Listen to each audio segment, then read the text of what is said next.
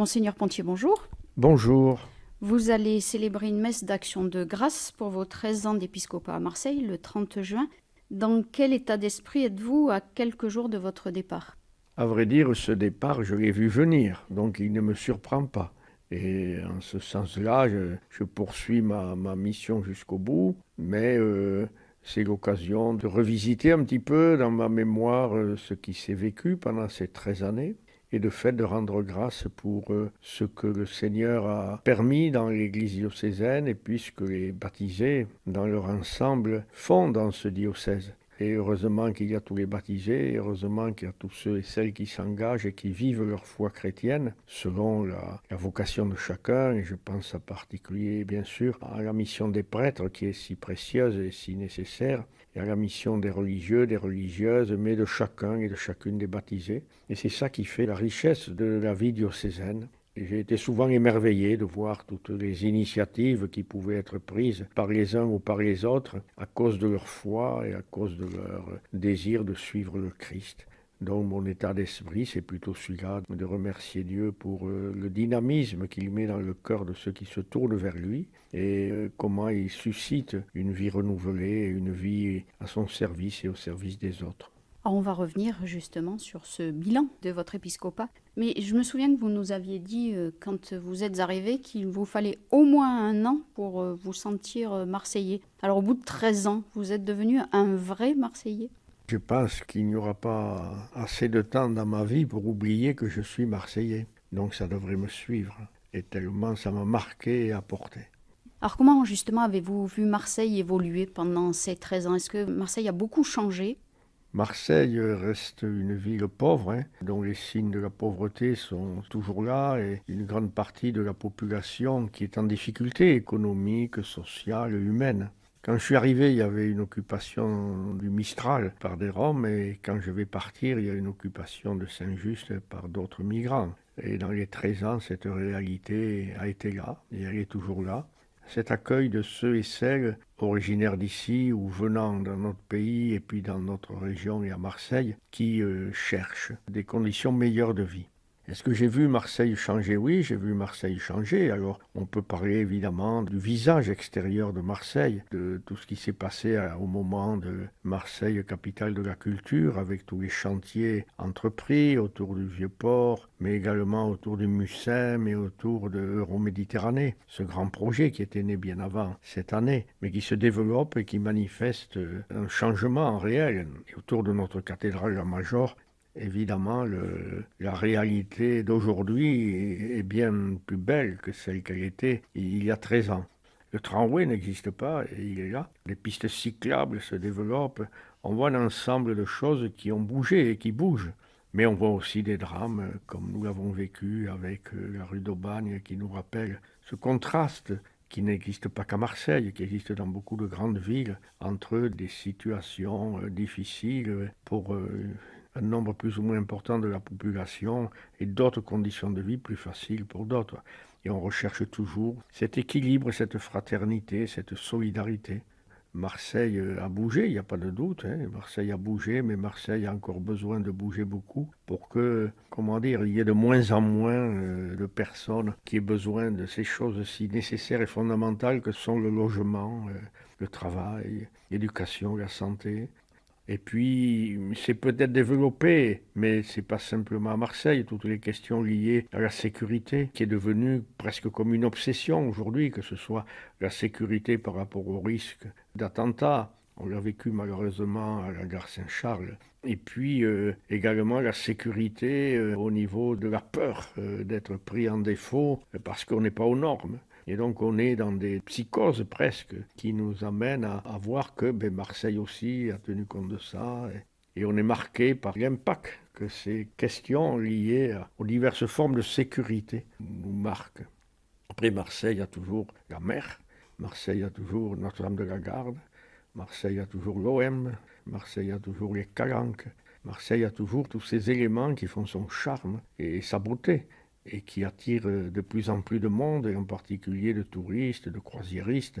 Ça, j'ai vu évidemment se développer cette réalité, d'autant plus que quand il y a un bateau de croisiériste ou deux, on voit ici les bus qui partent de Notre-Dame-de-la-Garde et qui arrivent jusqu'au Char.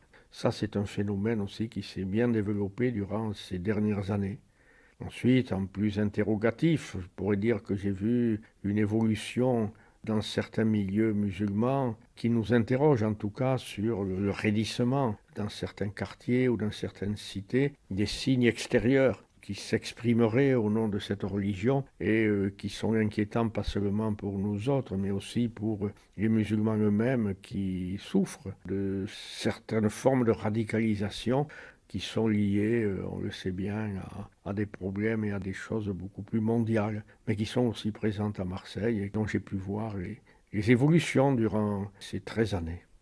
Ah, vous parliez, Monseigneur Pontier, de l'occupation d'un bâtiment du diocèse à Saint-Just. Ce bâtiment est occupé depuis le 18 décembre. Est-ce que l'Église peut continuer à assumer des responsabilités qui ne sont pas les siennes pour l'accueil des mineurs non accompagnés, des demandeurs d'asile? Et quelle part doit-elle et peut-elle prendre dans cet accueil? On sait bien que c'est une question très difficile, celle de l'accueil des personnes qui sont des réfugiés à des titres divers ou bien des migrants, et que les jeunes mineurs non accompagnés sont une question encore plus aiguë, dans le sens qu'on a affaire à des personnes mineures et que les responsabilités sont bien marquées dans la loi, et le département en particulier a cette charge dans notre pays. On voit que cette charge est complexe aussi à exercer, et on peut s'interroger parfois sur les moyens pris pour y arriver et la volonté réelle et concrète d'y parvenir. Et donc si nous avons été occupés dans ces locaux depuis le mois de décembre, c'est parce que des associations qui sont des collectifs, comme on dit aujourd'hui, qui sont auprès de ces personnes, ont voulu marquer les esprits. En occupant ces lieux, il n'était pas question de les évacuer. Évidemment, en plus, la trêve hivernale fait que rien ne se passe. Après, il y a la trêve estivale parce que les choses sont fermées. Vous voyez, on est toujours de trêve en trêve. Mais ceci étant dit, ça ne simplifie pas pour les solutions à trouver. Donc ce collectif a occupé les lieux, mais on voit bien, c'est pour faire réagir les responsables de la société. Ceci étant dit, je pense qu'il faut aussi se dire que ce n'est pas qu'une question qui est l'affaire des responsables de la société. Et de fait, il y a des gens dans ces collectifs qui sont des bénévoles et qui s'engagent fortement, donc ils prennent leurs responsabilités. Mais sûrement, c'est un défi que nous arriverons à relever. D'abord, on sait bien au niveau des directives qui pourront être prises au niveau européen, prise de conscience et puis décision. Mais en même temps, au niveau de nous tous, et si vous m'interrogez sur la part de l'Église dans cette affaire-là, je crois que les chrétiens, nous avons un engagement à vivre, au moins autant que d'autres, pour ne pas dire plus. Et en particulier, un de nos objectifs serait d'arriver à trouver pour les mineurs non accompagnés 100 ou 200 familles qui seraient aptes à accueillir chez eux un mineur non accompagné, avec des conventions bien faites avec le département qui est chargé de cela, pour que les choses soient claires. La famille assure telle et telle responsabilité, elle peut même être rémunérée pour ces responsabilités qu'elle prend, et le département assure tout le côté de suivi de ces personnes et d'accompagnement dans la recherche d'une solution durable pour eux. Je pense que c'est quelque chose qui est très important. Nous y travaillons avec d'ailleurs nos frères protestants. Nous avons commencé. Je pense qu'il doit y avoir une trentaine ou une quarantaine de familles ou bien des paroisses qui aussi accueillent. Donc on n'est pas devant quelque chose d'impossible ni d'impensable, mais quelque chose qui devrait se développer pourvu que la conscience de chacun s'y mette et qu'en même temps on croit profondément que cette rencontre et cet accueil de l'autre qui est différent rejaillit sur nous et nous enrichit quelque part, même si ça peut compliquer l'existence à un moment. Mais il y a dans cet échange quelque chose de positif. Et on en a des témoignages réels dans ce que vivent ces familles qui accueillent des mineurs non accompagnés. Vous parliez de la question de la radicalisation de certains musulmans. La rencontre avec les musulmans, c'est justement un des points forts que vous estimez prioritaire pour les catholiques à Marseille? C'est un point incontournable, on peut même dire, parce que ou vous entrez en dialogue ou vous vous tapez dessus. Il n'y a pas 36 solutions. La solution, c'est de dialoguer et de chercher avec eux, qui le désirent aussi, la paix sociale et le développement de tous. Et ça ne passe que par une attitude de dialogue et non pas de repli sur soi et puis d'invectives portées contre les autres. Il y a une confiance à gagner. Et la confiance à gagner avec des citoyens français. Ce sont des Français autant que nous. Et ils sont d'une autre culture, d'une autre religion, s'agissant des musulmans, mais ils sont français. Et ils sont, pour la plupart, pour ne pas dire tous, sinon ils n'auraient pas demandé, heureux d'être français. Et donc on a un défi à relever qui est l'interculturalité, mais qui est aussi souvent basé sur des questions plus matérielles, d'économie, de travail, d'éducation, d'accès à la santé, à ces biens premiers que j'ai énumérés tout à l'heure. Et c'est là aussi un beau chantier qui est déjà bien entrepris. Je le vois au sein de l'enseignement catholique avec un nombre important de familles de religion musulmane qui confient leurs enfants à l'enseignement privé. Ou bien je le vois aussi dans les initiatives telles que celle du Rocher, de la Fraternité Bernadette, ou d'autres groupes chrétiens qui se motivent en ce sens ou qui vivent l'accueil. Je le vois à travers des initiatives des femmes entre elles, musulmanes ou chrétiennes, qui se retrouvent. Et puis, je le vois dans ceux qui travaillent au niveau de la formation au sein des entreprises et qui réfléchissent grâce à l'ISTR, au Mistral, pour mieux réussir cette interculturalité et interconfessionnalité. Donc il y a des éléments qui nécessitent à la fois de la réflexion, mais l'élément premier, c'est l'amitié et la confiance. C'est-à-dire faire jaillir de nos actes des gestes qui suscitent la confiance de l'autre, et puis s'apercevoir que l'autre aussi pose des actes qui méritent notre confiance, et avancer ensemble sur ce chemin-là. Il sera long, il est long, mais il est le seul chemin qui peut porter du fruit à la longue. Vous parliez d'amitié, je pense à ce groupe imam prêtre. Vous avez participé à la récente rencontre avec eux. Oui, par exemple, ce groupe qui doit en être à la 8 ou 9e, peut-être 10e année, qu'avait créé et fondé Étienne Renaud et qui continue à exister et qui est porteur d'espoir. Voilà, une dizaine de prêtres, une dizaine d'imams qui se retrouvent régulièrement chez les uns et chez les autres pour un partage fraternel et confiant.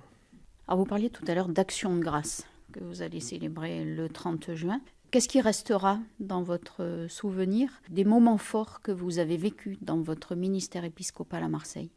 Je n'ai pas le culte des moments forts parce que c'est chaque moment qui est important. Le moment fort, ça veut dire un événement.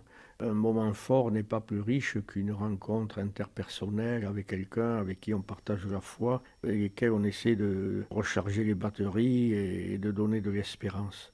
Ceci étant dit, il y a une série récurrente de moments forts dans une année pastorale qui est la messe de rentrée, la messe chrismale, qui sont les ordinations, qui sont l'appel décisif des catéchumènes, la confirmation à Pentecôte, les confirmations de jeunes, la Chandeleur le 2 février, ou le pèlerinage à Lourdes, ou encore d'autres que je dois oublier. Des événements qui sont récurrents dans notre Église et qui chaque année nourrissent. Parmi les moments plus rares, mais qui sont des moments forts, il y a eu ce qui s'est passé au moment de Familio, là, tout le travail qui a été fait avant, puis la belle journée et les fruits qui ont été portés après. On s'est dynamisé là pour porter la bonne nouvelle, entre guillemets, de la famille et la réflexion par rapport à toutes les questions d'aujourd'hui sur ce thème. Mais je peux penser encore dans les choses qui m'ont marqué, c'est les pèlerinages en Terre Sainte que j'ai pu faire, surtout au début, les années où j'étais pas président, des évêques qui ont un peu handicapé quand même ma présence sur Marseille. Et les visites pastorales, ça m'a beaucoup intéressé, la visite dans les différents secteurs de Marseille, la rencontre avec les prêtres et avec les partenaires. Le pèlerinage encore en Terre Sainte avec les jeunes de moins de 10 ans, le sacerdoce qu'on a fait cette année. Vous voyez, il y a un ensemble d'événements comme ça. J'en ai pas un de plus particulier, mais je ne veux pas oublier la vie ordinaire où les gens confient leur épreuve le plus souvent, et où on essaie de donner du courage et de prier en même temps, de porter dans la prière ces rencontres-là. Et Marseille, je crois, a ceci de particulier que les gens aiment être en contact, quoi. Ils aiment le contact. Vous voyez, je n'ai pas préparé une liste, mais ce qui a été beau aussi, ça a été les 800 ans de Notre-Dame de la Garde et tout ce qui a été fait à ce moment-là autour de cet événement qui a eu une ampleur réelle, qui a marqué aussi pour la cité marseillaise, tellement ce lieu est emblématique pour notre ville. Et j'ai sûrement oublié tel ou tel grand événement, mais le peu qu'on a fait au moment de Marseille, capitale européenne, mais les choses qu'on a fait dans les paroisses ou au sein de colloques divers, les moments passés au Mistral, avec tout ce qui se vit autour du Mistral et de l'Institut catholique de la Méditerranée, les sessions avec les séminaristes, beaucoup de bons moments. Les ordinations aussi, et particulièrement cette année. Depuis le début de l'année, il y en a eu pas mal. Les ordinations, bien sûr. Il n'y a pas beaucoup d'évêques qui peuvent dire que dans ces 13 dernières années, ils ont pu ordonner plus de 20 prêtres et puis des diacres permanents. C'est la vie de l'Église dans sa variété et qui est très riche. Ah, vous oubliez un événement récent, c'est la fête du caté. Et pourtant, vous aviez l'air heureux au terme de cette journée. Voilà encore ça, la fête du caté, très bien réussie. Il y a eu dans le passé aussi, à la Cordère toujours, les récollections diocésaines. Bon voilà, c'est la vie ordinaire qui revient comme ça et qui marque. Alors, vous avez oublié également la béatification de l'abbé Fouque. Cette béatification, elle a connu sa dernière étape tout à fait récemment, juste une semaine avant votre départ, puisque l'abbé Fouque a retrouvé la paroisse de la Trinité-la-Palue, où il a passé 38 ans. C'est une personnalité inspirante. Vous avez posé la première pierre de l'abri fraternel de l'association Naïm, qui va ouvrir ses portes pour la réintégration de personnes sans abri, et c'est justement sous le regard bienveillant de l'abbé Fouque. Oui, la béatification de l'abbé Fouque a été un événement marquant, dans le sens que on a vu avancer cette cause et puis on a vu avancer la dernière année, comme Marseille se l'est approprié, en tout cas la communauté chrétienne, mais même au-delà de la communauté chrétienne, cette figure de ce prêtre à la fois simple, vicaire à la Palue, avec son travail de vicaire fait de manière consciencieuse et prégnante. Et puis cette capacité d'imaginer des prises en charge des gens qu'il rencontrait, d'abord les jeunes filles, puis les jeunes gens, puis les malades, avec cette masse d'œuvres qu'il a créées et qui continue à exister, jusqu'à celle qui est la plus emblématique aujourd'hui, qui est l'hôpital Saint-Joseph, bien sûr, mais qui a été une de ses dernières œuvres, et tout ça en s'associant sans arrêt, c'était son grand don, des généreux donateurs, il faut bien le reconnaître, et puis des personnes qui voulaient s'engager à sa suite et avec lui. Il faut remercier le père Ardura, qui en a été un artisan efficace, compétent et enthousiaste de cette fête. Il ne faut pas oublier Auriol, il ne faut pas oublier Sainte-Marguerite. On oublie toujours des confédélistes. Donc je vais m'arrêter là. Quant à la première pierre de l'accueil Naïm, qui est sur la paroisse qui s'appelle désormais Bienheureux Jean-Baptiste Fouque, je suis heureux de ce projet que portait ce petit groupe, cette petite association depuis 2 ans au moins, plus dans le cœur de Pierre-Atlante, mais en réalité c'est devenu concret il y a à peu près 2 années et qui va se réaliser maintenant. Les tournées de nuit du Secours catholique font rencontrer des personnes, on crée des liens et on se dit mais si on est des tels ou tels, il pourrait avoir une vie qui lui permet de se réinsérer. Et donc c'est un petit lieu d'accueil pour 4 personnes au départ qui va démarrer au dos de la paroisse de Saint-François-Xavier. Vous parliez des rencontres tout à l'heure. Il y a eu aussi la rencontre des églises orientales qui sont très présentes à Marseille, des autres confessions chrétiennes aussi.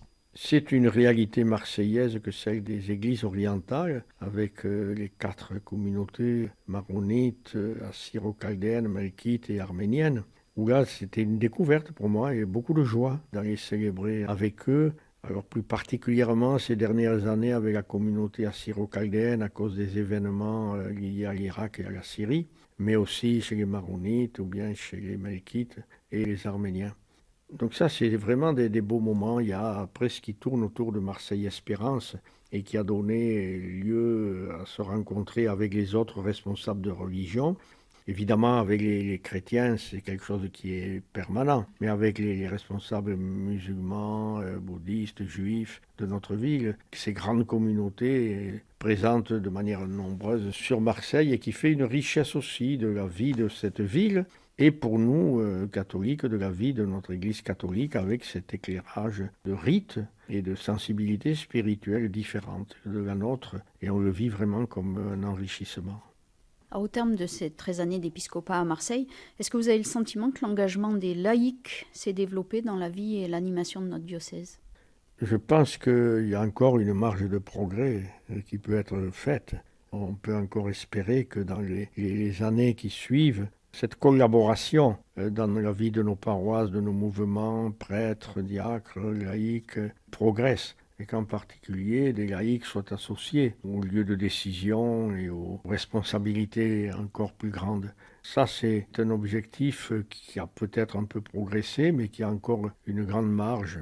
On le voit à travers beaucoup d'initiatives, beaucoup aussi de propos, mais nous n'avons pas pleinement réussi. En particulier, on n'a pas réussi du tout l'adaptation du conseil pastoral diocésain qui a cessé ses activités et dont je n'ai pas su le relever de cette étape qui était nécessaire, je pense, parce qu'on s'est soufflé. Je considère que c'est un chantier à reprendre. Est-ce qu'il y a d'autres chantiers que vous n'avez pas pu mener à bien? Il y en a beaucoup, il y a ceux dont j'ai conscience et puis il y a ceux dont les autres ont conscience. Les autres ont conscience qu'il y a des chantiers que je n'ai pas menés, que j'aurais dû mener, donc vous leur demanderez, ils vous expliqueront cela. Et moi, ce dont j'ai conscience, il y a sûrement dans le soutien de ceux qui prennent des responsabilités, plus de choses à faire encore pour qu'on nourrisse spirituellement et puis intellectuellement le travail de chacun. Et je crois que c'est le rôle de l'évêque de veiller à ce que chacun trouve ce dont il a besoin. Le chantier aussi peut-être du soutien de la vie des prêtres. Comment continuer au niveau formation permanente pendant toute la vie. C'est un chantier difficile, on en parle souvent avec les prêtres. Certains arrivent à trouver, à imaginer des choses et d'autres y arrivent moins.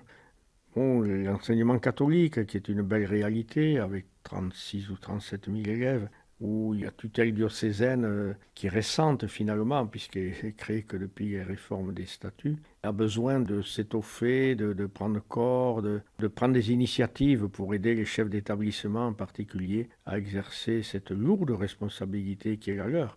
Je pense aussi que va se poser devant nous les questions des ressources, et des ressources financières en particulier, de la communauté chrétienne, avec le défi de la baisse du denier de l'Église et en même temps donc la recherche de nouvelles ressources pour que l'Église ait les moyens de sa mission.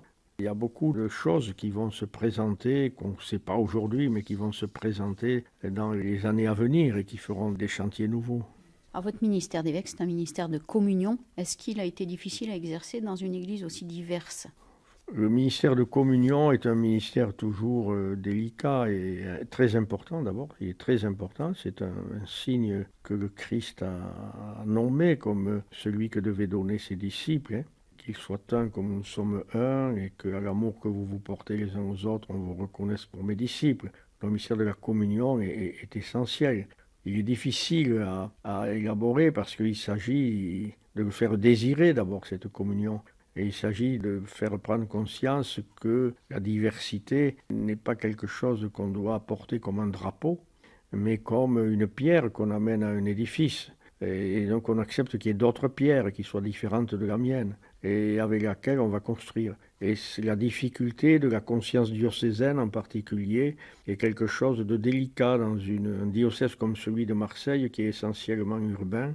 On peut oublier les autres paroisses et en même temps, dans la ville, on n'a pas nécessairement la conscience diocésaine parce qu'on a les moyens sur place, pour les paroisses qui ont les moyens sur place, de se débrouiller tout seul et de ne pas penser aux communautés qui sont les plus fragiles ou les plus pauvres. On a des communautés chrétiennes très diverses entre ceux qui rassemblent des centaines de personnes le dimanche et ceux qui en rassemblent quelques dizaines. Et des fois, c'est vite fini. Et donc, on n'imagine pas la vie des autres communautés chrétiennes. Il y a des ignorances réciproques sur ce que vivent les communautés chrétiennes d'un quartier à l'autre. Et là, c'est un rêve pour moi que j'exprimais, mais qu'on multiplie ces lieux de rencontre, qu'on multiplie la meilleure connaissance de la vie des communautés chrétiennes et de leur diversité. Ce qui est réussi, je crois, c'est au niveau du presbytérium, c'est qu'il y a 40% de religieux, je crois à peu près au moins, et puis 60% de diocésains. Je crois que là, il y a une bonne osmose, une bonne amitié. Il y a un bel esprit qui existait avant que j'arrive et qui a continué, de fraternité sacerdotale. Mais il faudrait aller plus loin pour que ça dépasse et qu'on arrive à l'estime mutuelle et qu'on arrive à élaborer davantage de projets communs. Je voudrais évoquer quand même un événement douloureux, c'est le suicide du père Hugues Madescler, et c'est un événement qui a marqué tout le presbytérium, qui a marqué toutes les paroisses où il était passé, et tout spécialement celle de Sainte-Marguerite. Et on sait comment encore, dans la mémoire de paroissiens, une dizaine d'années après, Ce souvenir est très douloureux.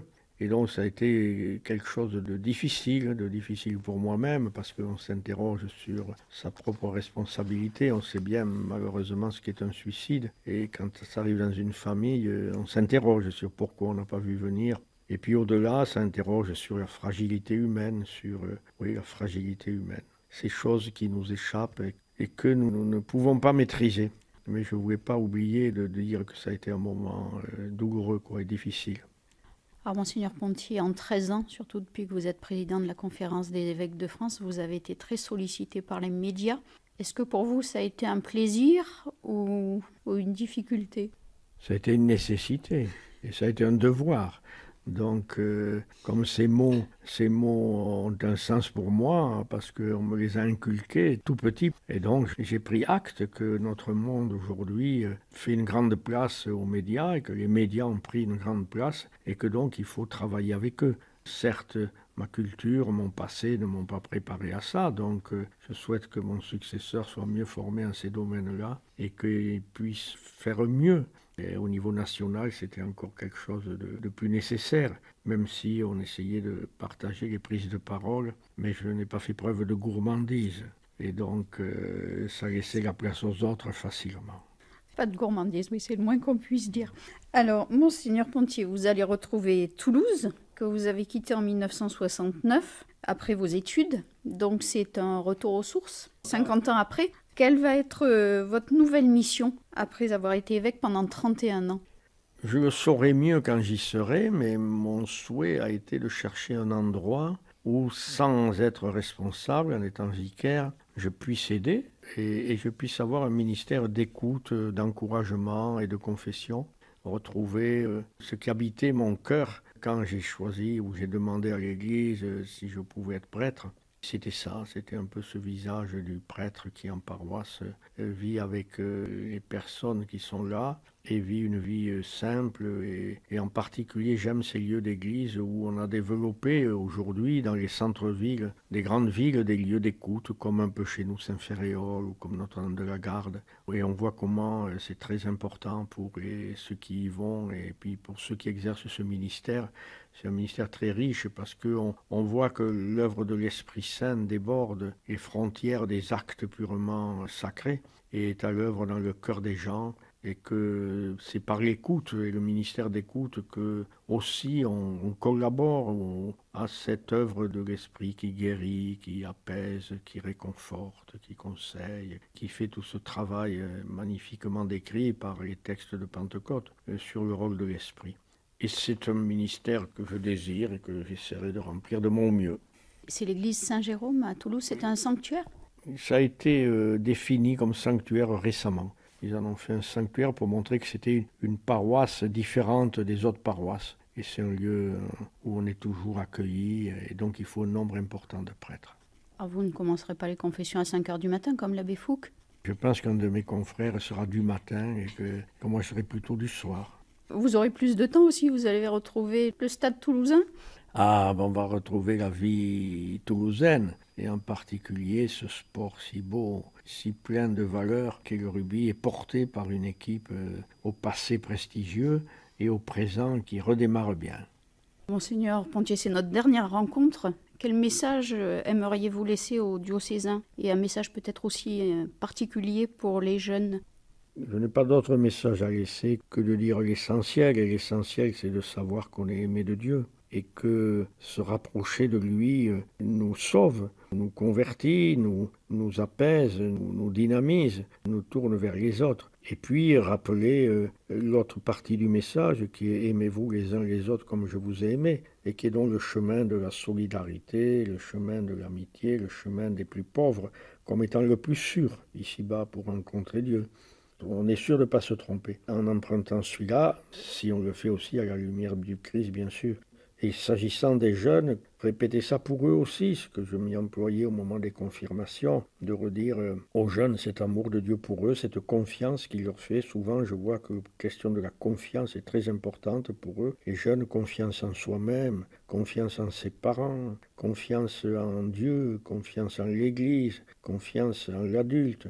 On voit que cette question de la confiance est très importante et je voudrais leur dire que Dieu leur fait confiance et qu'ils peuvent avoir confiance en Dieu, mais que Dieu aussi leur fait confiance pour qu'ils soient dans ce monde d'aujourd'hui des bâtisseurs, eux aussi de fraternité, de justice, d'amitié, mais qu'ils le fassent en s'enracinant dans leurs fondamentaux, si on peut ainsi s'exprimer, c'est-à-dire je suis aimé de Dieu, l'homme n'est pas rien. On vient de lui, on va vers lui, il nous accompagne, et c'est sur ce chemin-là de la fraternité et du temps donné pour lui que se trouve le chemin qui est le mien.